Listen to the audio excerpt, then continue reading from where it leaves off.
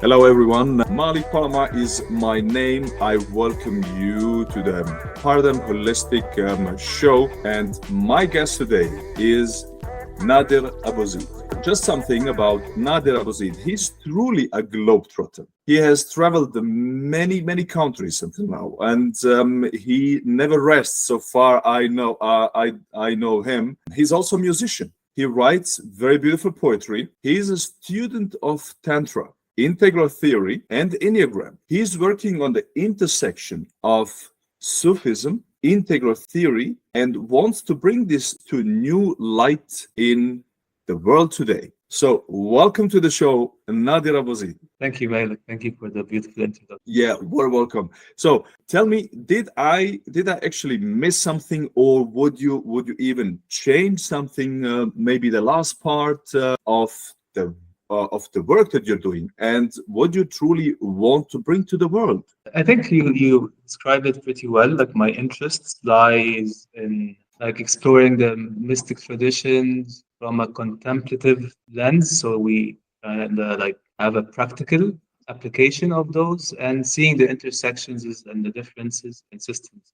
But definitely Sufism and integral, in addition to the Enneagram, is like the three pillars that I'm focusing on right now. Okay, this sounds really very interesting. This is among others the reason why I invited you to speak about those ideas that I see they will matter very much. And me and you we had many talks about this. I wanted to have you on the show to go a bit deeper and bring actually to the audience the ideas about this and why this matters, especially in the world today.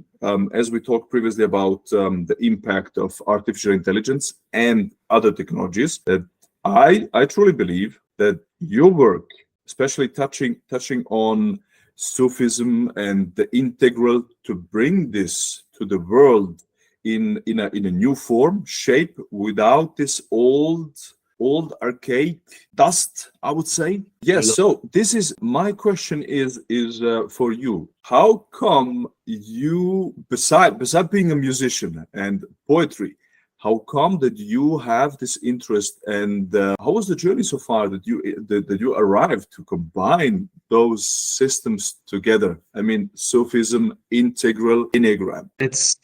I was interested in art because of the understanding of harmony, and I worked with many formats, not just music.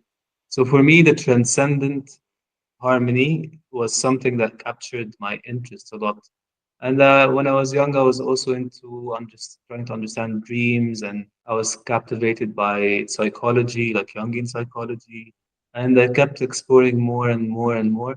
I wasn't so much into the old mystic traditions when I was younger, but at the same time, I thought that there was like an essential feature that just it's about embodying certain values and certain way of relating to yourself and the world. And I always thought that the function of these ancient wisdom traditions was to orient the individual in the right relationship between himself, society, the world as a whole, and the planet. And yeah, and the more that I continued my journey, the more I understood like deeper layers, and that what drove me to study Sufi metaphysics, especially the work of Ibn Arabi as a source of metaphysics.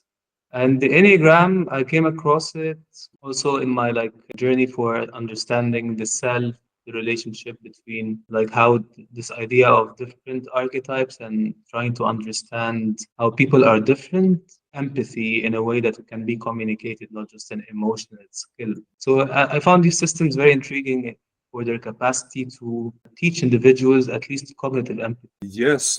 So I know what you mean, especially like in these mystical traditions, especially in them and the metaphysic, there is a kind of core that has a truth, even and a powerful message for us today, and still something very valid that we can use, because the human being is such an intricate being. It's not only like this outer world, and that with time everything old becomes obsolete. Yeah, I mean that's one of the logical fallacies, right? That everything old is obsolete. And yeah, it's important to get the essence of the old wisdom and try to dress it up in a way that suits a modern application and that suits the level of consciousness that we humans have today. But there is certain essential qualities of what it is being a human being apart from the level of the cognitive development or the time that we live in. There is something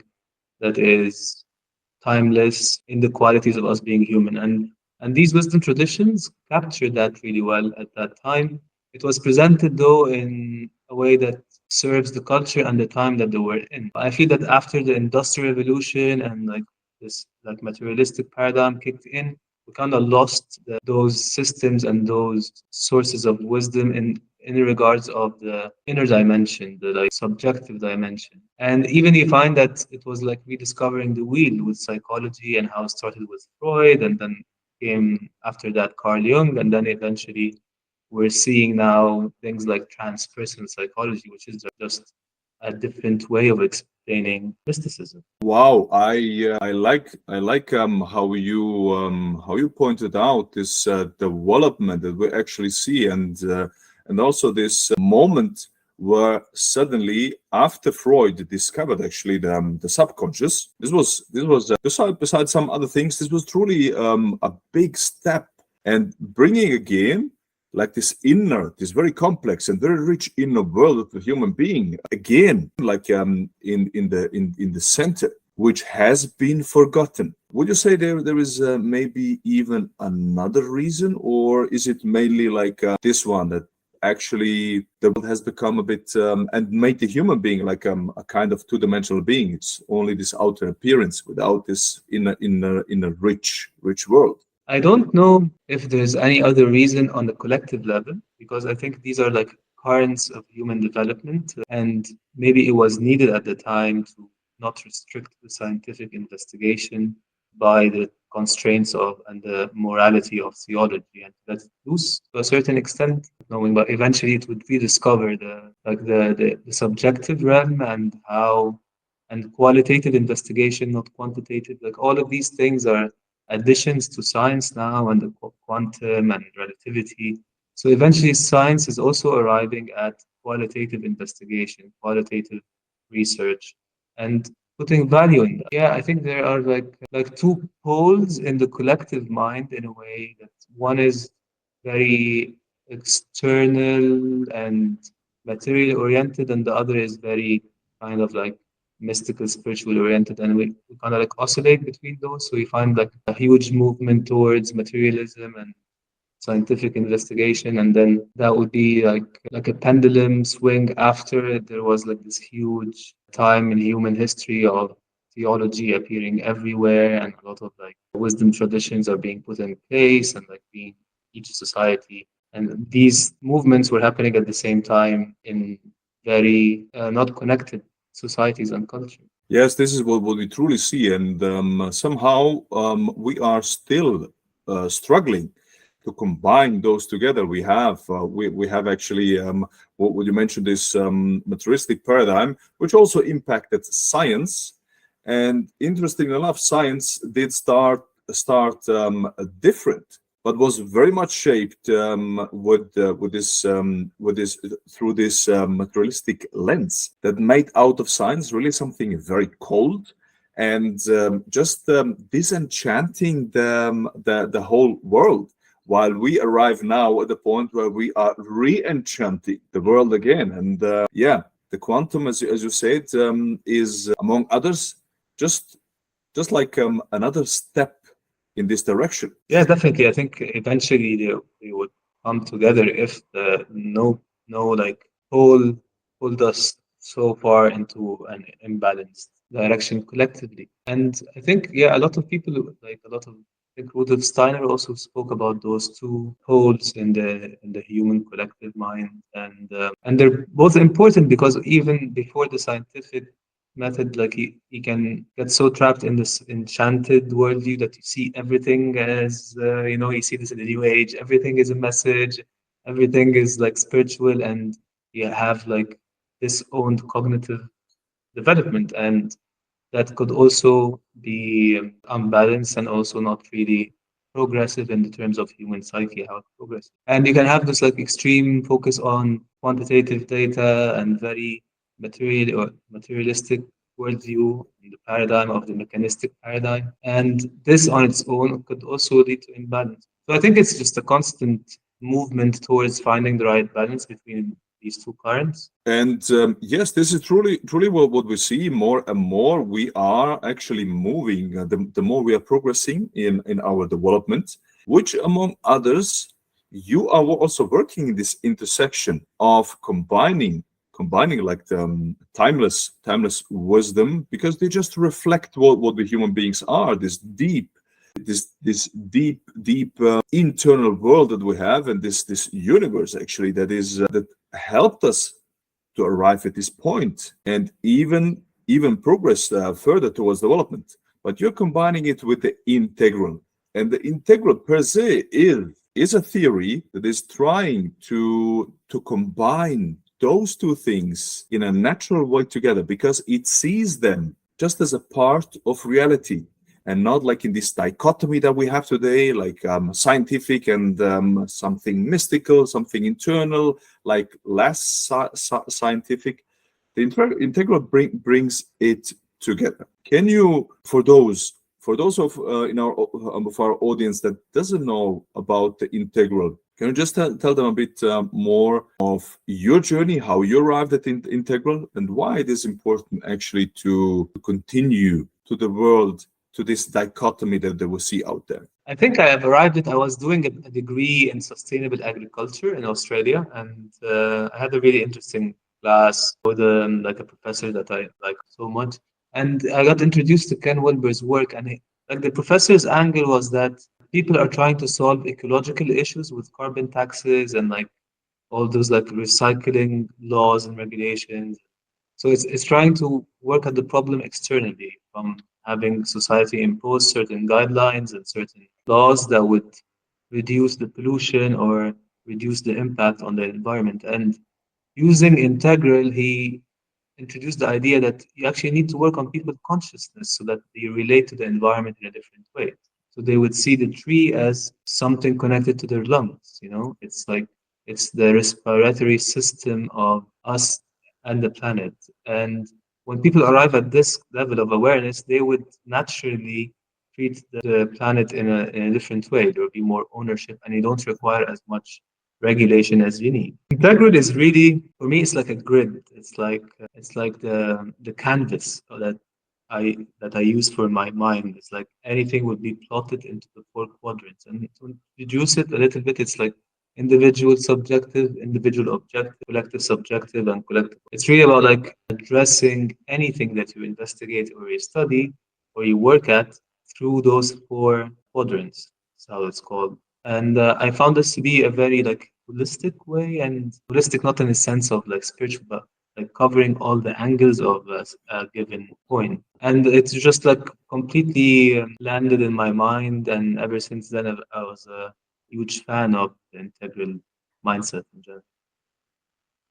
Yes, so you mentioned the word holistic, and how I experienced this dichotomy, and even what we see today in science overall, this whole body of knowledge that we have, it is so fragmented, and somehow has the world and everything as a kind of object. It is so cold, so empty, without any soul, which is not true. We don't want to say like we need to think in a kind of panpsychism or any other animistic way of the world, but there is truly more than just this seeing everything as a kind of matter and object. Where we also arrived, and this by the way, we see this more and more also in the scientific community, wanting to bring holistic solutions to the world, to truly combine the things that you cannot actually disintegrate. It is about more integrating them and seeing everything as a whole. Like you said, you said actually this very beautiful example, that the human being with consciousness, and we will talk a bit more about consciousness, but the consciousness plays actually a huge role in the global warming and ecological issues that are actually caused by a certain consciousness that needs to develop. And the more it does, the more solutions we see. Yeah, definitely. But I think it's also fair to see how this lack of integration or like this, specialization of labor and and it's part of Good the point. scientific. Yeah, yeah, it's part of the scientific modernity in general, and it started with the Industrial Revolution. And it's necessary to go through this phase to have like urban development and big cities. Like, so I think what's problematic about science nowadays is this like hyper specialization. So you have this like PhD in very narrow specific sciences. So it's hard for people that are only trained in a very narrow and deep aspect to get a holistic understanding. But back in the old times, like all the scientists were also interested in astrology, in chemistry. Like science was a holistic approach to investigating the natural world, including the human body, including social arrangements. Like there was hardly any like this hyper specialization. The good point about specialization is that it allowed us to work as a big society and really increase our impact in our urban development and our mastery over the material world, yet it made us a bit far from the bigger picture. And you find that people nowadays that are closer to the bigger picture are people that are multidisciplinary, whether they're in art or even in science. That we would find people that have like PhDs in engineering, in psychology, in like natural sciences, and these things, or at least like investigated those realms, because this is where like bigger picture really emerge when you have enough diversity in your knowledge to be able to synthesize and recognize patterns in it. And that will give you an overview. And I think that yeah, this is really required. But it was useful at the time it was in because that it gave us like this really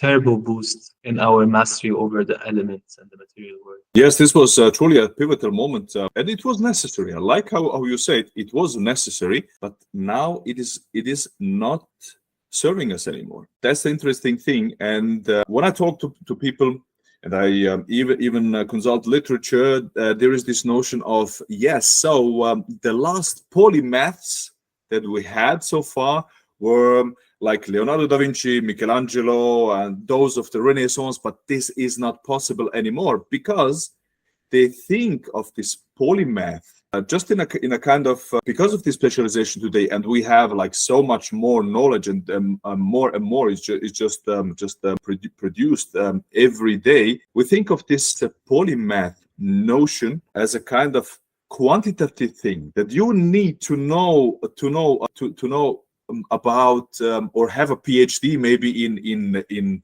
10 different subjects in order to be a polymath. I think there is this problematic notion about which prevents actually us to produce new polymaths. This is my view. I don't know. So tell me about your view of this problem, and do you see actually a possibility for us to arrive again at the point where we can talk about polymath and having polymaths like in the time before? Yeah, I think the whole format of PhDs is already very specialized. I mean, the thing itself is like a degree that I am specialized in this very narrow subject. So it doesn't require that you have like PhDs or like master degrees in a lot of different topics. It depends on your mode of learning, really, whether it's like experiential or theoretical. But I think whatever your mode of learning, you just need enough exposure to understand like this transcendent coherence and to be able to see how reason is applied in different mediums or different formats.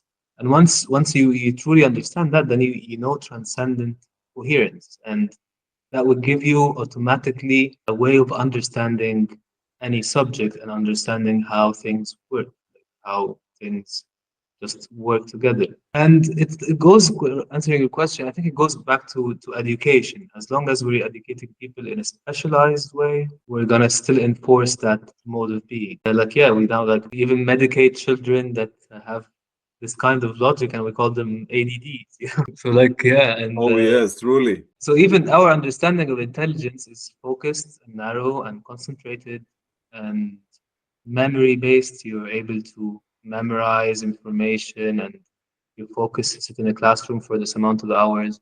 And we don't have any appreciation for divergent thinking, which is more spread, it's more synthesizing, and it's more restless in its nature.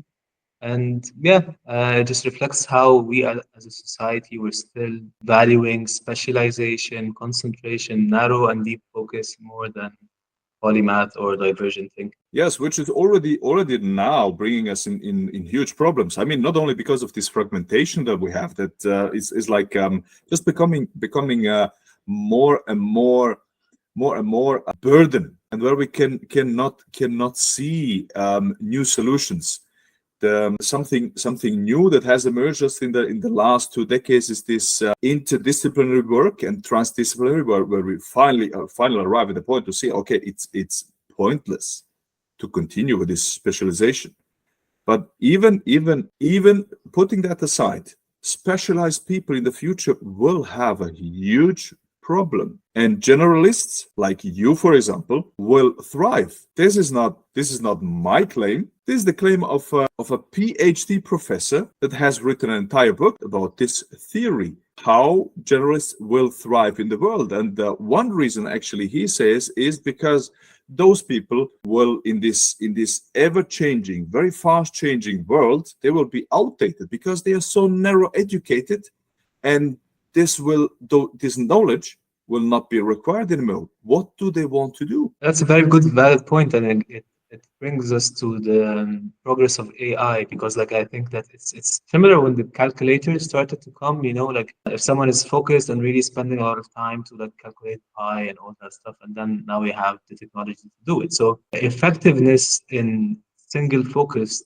inquiry in general is a kind of intelligence that can be replaced by artificial intelligence. But the creative ideation that's based on divergent thinking and synthesis, in my opinion, we're not there yet, or maybe we are. I'm not sure, but it's more complex to achieve that through programmed methods.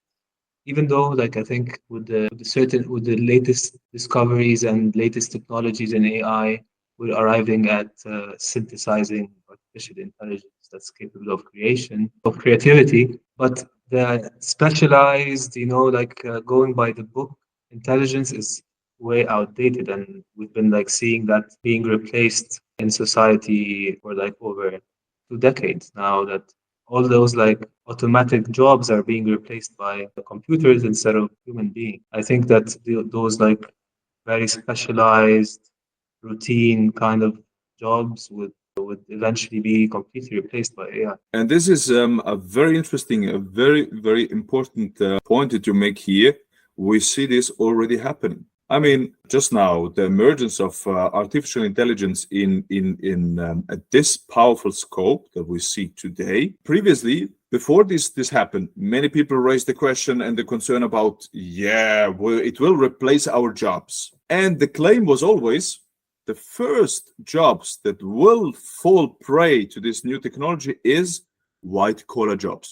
This very tedious tasks and these mechanical tasks, so on. But this wasn't actually true at all. The first jobs that now this is coming, that are replaced, is, for example, coders, due to this technology. Like job coders, people who write essays, people who it's all intellectual work. Yeah, but this is like, for me, it's the second wave of AI. The first one was replacing the customer service people, the supermarket cashiers, like parking, like all these kind of jobs were now automated. And it's so interesting how now, like, like writing books and writing code is now something that eventually we don't have to do it anymore. This is truly incredible. While the white collar jobs, they are still untouched, and most probably this is gonna stay for even the next decade.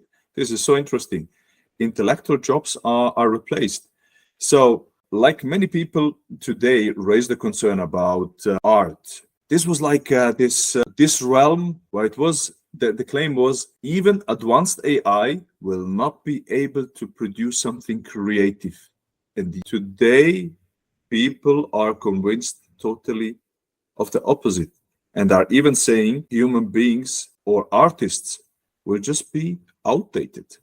What is your opinion about yeah, since you are an artist, what is your opinion about this? Well, I think it depends. Like you can, because it started with computer programming music in the 90s, and you can have this like kind of templates, and you can just choose the sounds, and you have this pre-recorded template.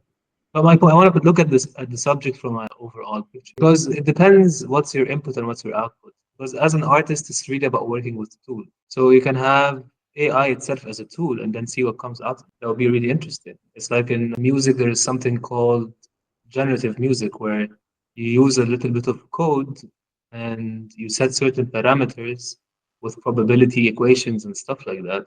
And then that like code or program would play all these different versions of the inputs that you put together. So let's say I'll put like I want a piece in C, and I wanted the guitar to play 1 out of 3 times, and when the guitar plays, I want the bass to change the note 2 out of 6 times. So you set probabilities on certain actions, and it's kind of like related to each other.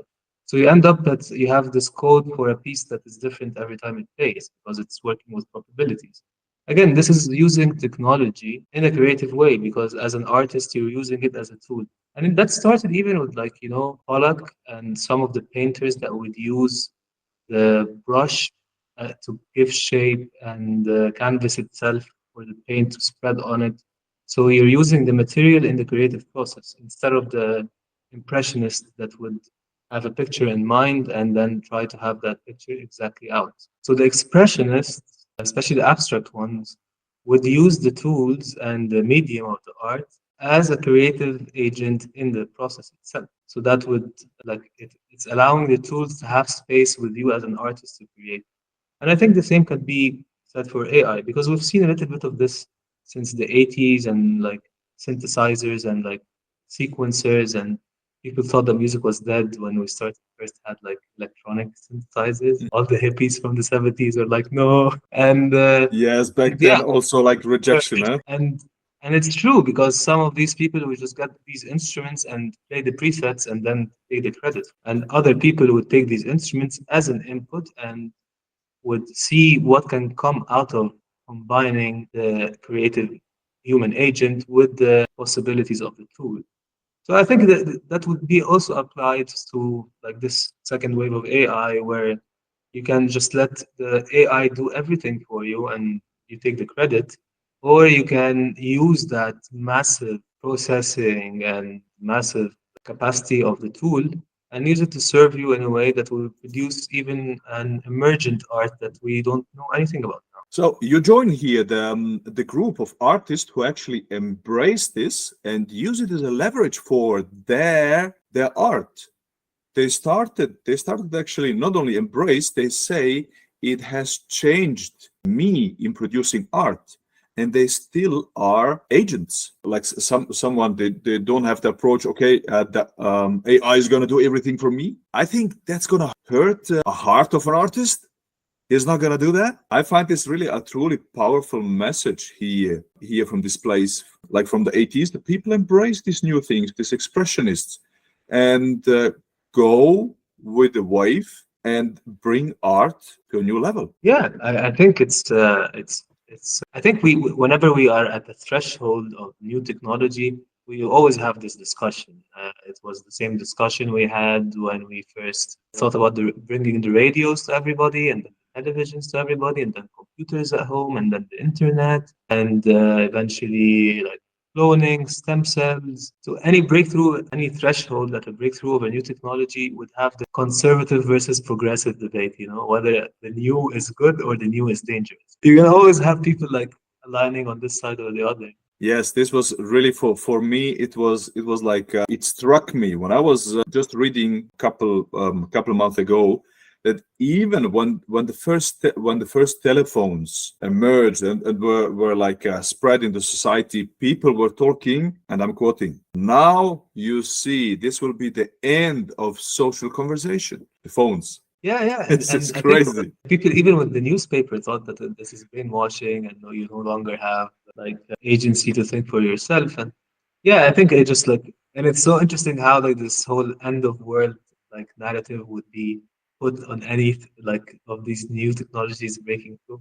So I think this is just a property of a certain way of thinking, and you can always have people that, again, depending on their type, yeah, going back to the Enneagram and Myers-Briggs, Hmm. you would have people that favor the old and the tested, and other people that are looking for new possibilities and exploration. These two modes of human intelligence, they have their functions and they're necessary.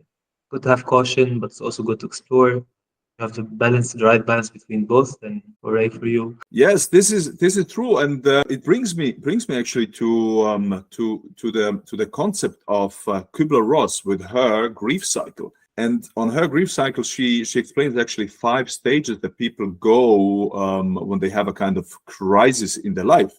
The first one starts with denial, and this is what we see. What we see now. Even you mentioned also when newspapers arrived, you had people they had this denial as because they were in this state, and they started then to project into the world only their inner world, and like having this doom and gloom about the world. So you're gonna see now it's gonna end dark. How do you protect yourself actually from this state that human beings can actually end and then start to project into the world? I think some people have more tendency towards that than others, and it's also part of the human mind is to look for maybe it could go wrong. And yeah, I try to maintain objectivity, to like see the pros and the cons, like see what is possible and what's probable, because not everything that's possible is probable. Hmm. And yeah, there's also some dangers of AI where if it's misused. It's like nuclear energy is like anything. Where you see everything that's like the more capacity we have, it works both ways. Yeah, you can use this capacity for creation, or you can use this capacity for damage. And how do I protect myself from this? Yeah, it's not something that I would like consciously sit and think about, but like yeah, I try to always look at things from how it could go into this and how it could go into that, and try to find an objective look as much as I can. And if I find myself reacting emotionally, then it's a pointer that I need to do some inner work. Okay, so this is a sign then for you. Now I really need to make a kind of accounting, huh? Yeah. Okay, so I introduced already the audience to you and your work, Enneagram and the Integral. Do those models and those concepts play a role for you, like how you navigate the world, and not only protect yourself from those biases that we just mentioned, but also help you to thrive and embrace change? Yeah, it's also like for me that I use them the most in just trying to understand, to map what I am seeing, whether it's like yeah, what I'm experiencing myself, my relationship to the world, and also the Enneagram is very interesting because it really maps out kind of like psychic energy. I don't know how to explain it, but it's like really about the different temperaments. It's quite different from the Myers-Briggs. I also like the Myers-Briggs, and I think the have Myers-Briggs system has application in the practical world really well. If you like know the cognitive functions and how Hmm.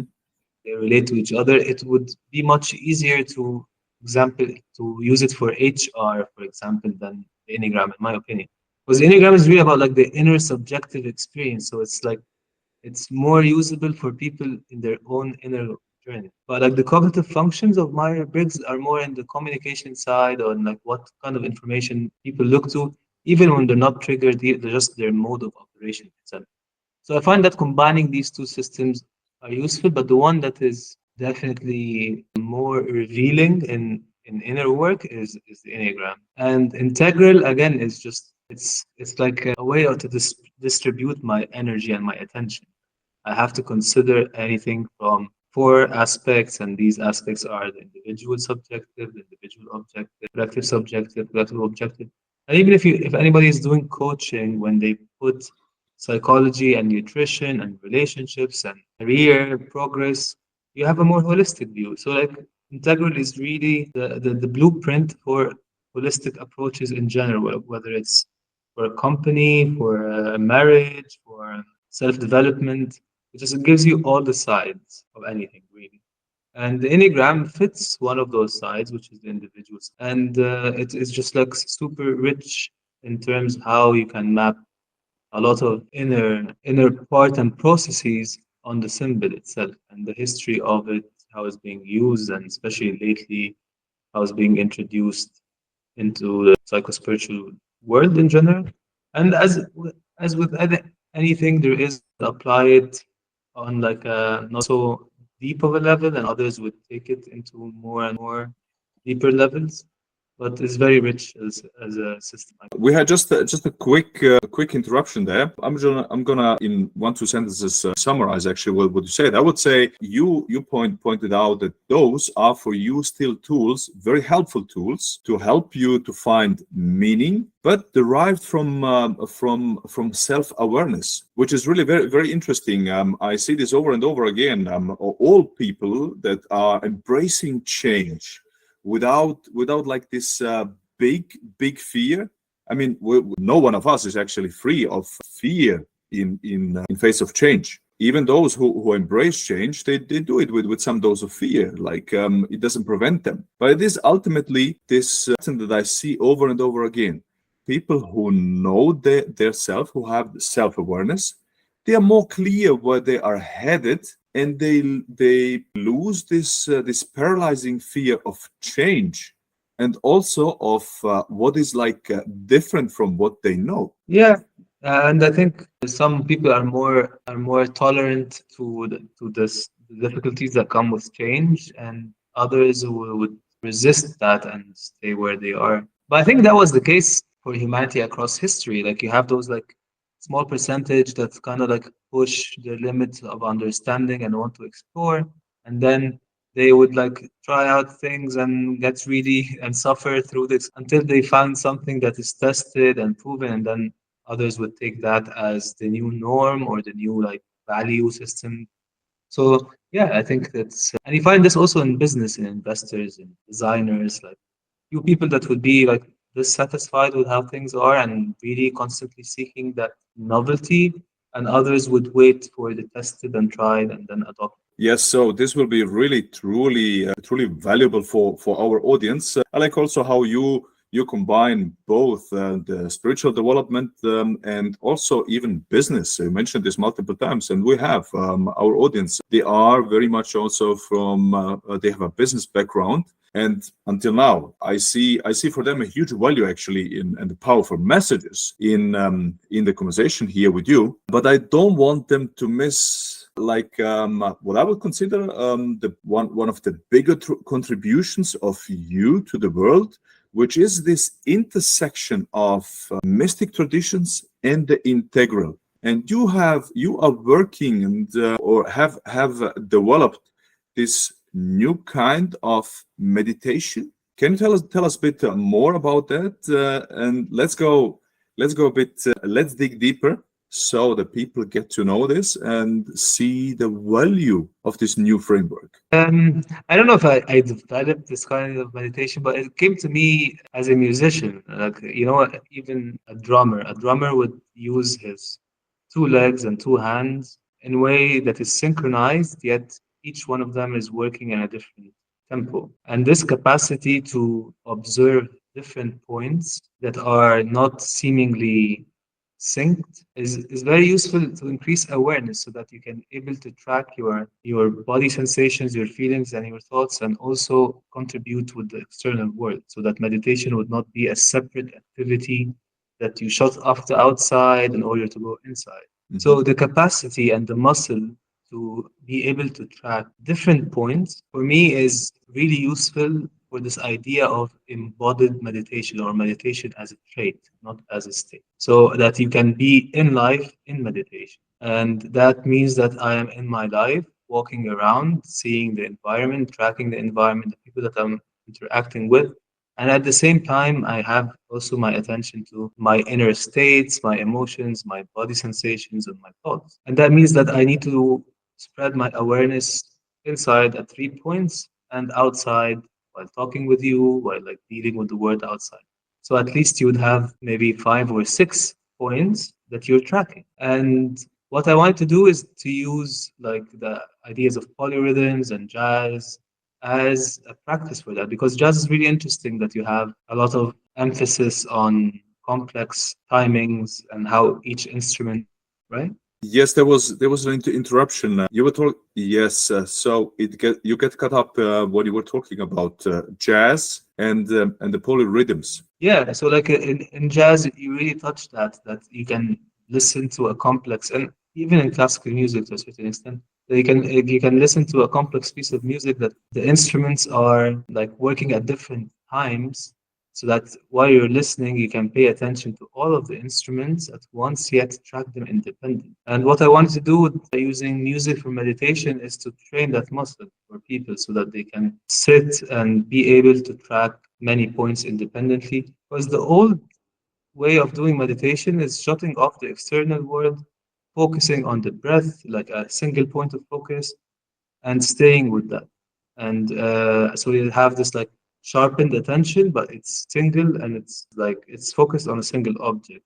But I find that if we are moving towards practical mysticism and embodied meditative states, like to become a trait, we need the capacity to track multiple points or multiple domains, the inner and the outer, and even the inner and its complexity, the 3 points, which is the thoughts, sensations, and emotions, and outside, yeah, like many points. And even the deeper that we get, we can even touch the emotion of the other, touch the thoughts of the other. The more we can train this muscle, I think the better we can arrive at this. So, and this is for me very fascinating, and I see there even a disruptive potential in this more a kind of holistic approach to mindfulness and meditation because of two reasons.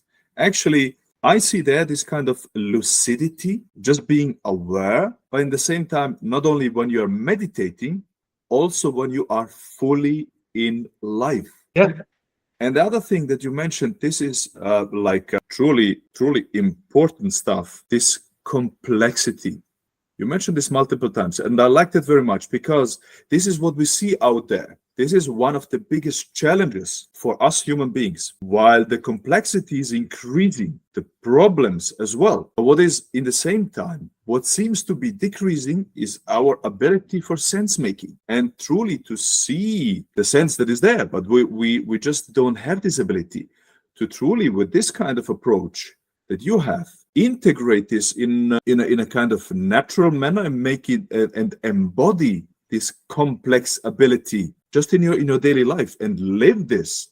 That's going to be a huge contribution for us today to really make sense of this hyper complex world that we live in. yeah, and I think the complex world require complex cognition, and we use sense making when our capacity to cognize and to reason is not up to what is required to match the complexity outside. But I think that this is something that human consciousness is arriving at, even collectively, at this capacity to be complex, and we need spiritual practices that match that, and we need even understanding of spirituality that would match that. And this is again, it's like using the integral model of in meditation. So like old meditation, the ancient meditation is just upper left quadrant. It's like go inside, shut off the external, don't relate to others for a while. It's like just sit in the top left and stay there for a few years. That is old spirituality.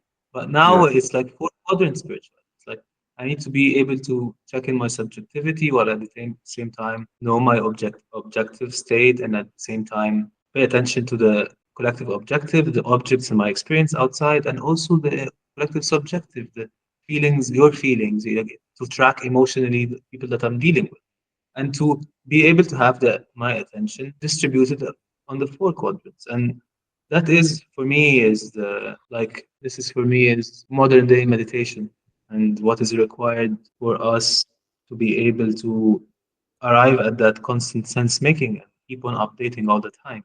We need to pay attention to multiple points, not just a single. Multiple points and truly cover in a genuinely holistic way, using this integral meditation, we might call it, to cover all four quadrants. Yeah, and this is what this something like spiral dynamics would help to explain why is this so, and it's just because these systems, in terms of their mystical truth, they're very rich. I think this is what we can keep out of them.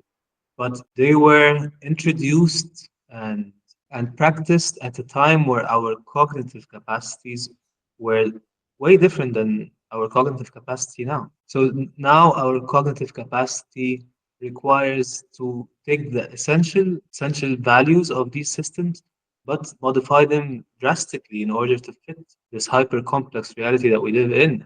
To even make it applicable, and it wouldn't be just a romantic, melancholic, like regression into an ancient understanding of what does it mean to be spiritual. Yes, this is like the spiral dynamic that explains really very well that today this is just our development requires new, more comprehensive solutions, and we cannot apply everything from the past, even though we take some principles, but we have to arrive at totally new solutions, which brings us also back to the life that we are living today in this complex world, and where AI is shaking the world.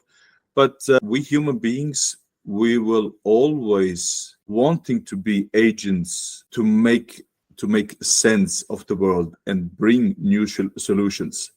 And as long as we do this, I do not see actually a big, even though there are some threats that we might experience, but I don't see a huge problem for us just by developing further.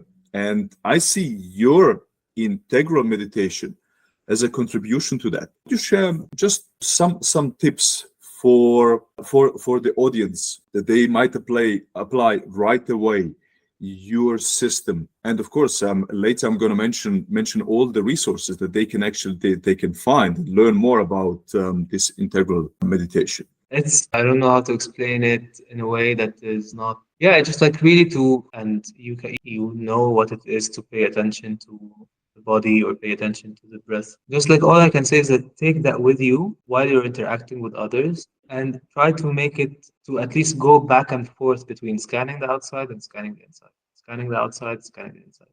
So I'm connecting to my emotion, but at the same time, I go outside and I track the emotions of the inside and track my emotion, then outside and track the emotions until eventually you can reach at the point where you can track both at the same time. And that is relating, like our capacity to have this flow of information, like I'm getting emotional information from you and sending to you information, that is relating. And when there is blocks, that means that we're not paying attention to either the inside or to the outside. And this is what I can say. And I'm now in the phase of developing music pieces that are aimed at introducing that meditative states. And it's going to also be using polyrhythms and certain tunings for the chakras. So I have it mapped out and getting into the phase of working it out. And yeah, and you will be the first people that I would share it with, I'm sure. Yes, that's great, and I'm really very excited about that. Even I'm offering to contribute to whatever in whichever way, because I see a huge value in the whole. And I like actually what you said. It is taking the mindfulness practice that you already have and just extending it step by step. So where you really say it beautifully, take also the realm of the outside world while you are meditating, and then take this further, like even then go in the market and still be aware of both interchangeably, the inner world and the outer world, to arrive at a bigger, more comprehensive of yourself and the world, which again helps us to increase the integral view on the world, which we were talking about, and this is a huge value actually for the world. Yeah, and I think relating this to integral is very valid because it's about paying attention to the four quadrants. It's like paying attention inwardly, outwardly, to the sensations, to the emotions, to the tangible and non-tangible. So I pay attention to the tangible in me and in others, and the non-tangible in me and that is the focus. That is the where attention goes. Other than that, you don't get the whole picture. Yes, truly so. We need to shift to a new paradigm, which actually we are here at Paradigm Holistic and aiming to do so. Today, Nader, I did enjoy very much, and this is the reason why I brought you to the audience, because of your work. And I see that you're gonna go back to your laboratory to contribute and develop more of what you are already working to bring this then to the world. So thank you very much for being here with us. And Thank you. yes, thank you. Wish you lots of success.